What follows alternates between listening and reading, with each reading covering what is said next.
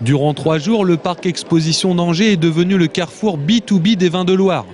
Les exposants ont donné rendez-vous à leurs clients, des cavistes, des restaurateurs ou encore des importateurs étrangers.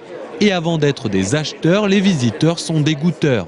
Sur 3 jours, ça va être, oui, on va approcher les 200 références.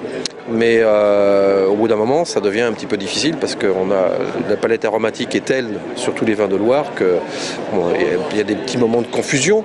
Mais après, bon, on revient, on fait une pause et puis on recommence, etc. Et puis comme l'odorat est de nos 5 sens, celui qu'on garde le plus longtemps en mémoire, quelques mois après, tiens, j'avais goûté ça à l'époque à Angers, quoi. 600 exposants, 10 000 professionnels du vin qui se croisent et parfois se rencontrent, voilà la force du Salon des vins de Loire. Un outil de promotion pour tout le vignoble, des Rhône-Alpes au Pays de la Loire, en passant évidemment par le Val-de-Loire. Le tout, c'est de réussir à concrétiser, de passer de la dégustation à la vente. On est là pour faire des affaires quand même.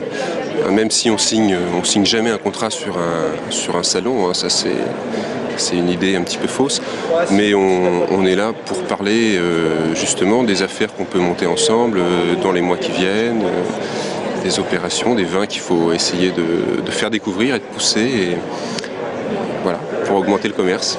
Un commerce qui se tourne de plus en plus vers l'étranger.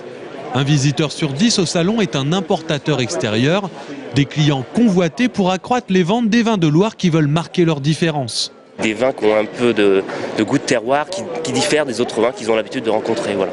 Donc c'est plutôt des marchés de niche, comme on dit, c'est pas des gros marchés de gros volume, mais bon, c'est l'intérêt, quoi. C'est là qu'on peut développer nos vins. Et pour les viticulteurs présents sur le salon, le cépage n'est plus aussi probant maintenant qu'on le retrouve dans d'autres contrées. La nouvelle valeur pour séduire en particulier les acheteurs étrangers, c'est le terroir.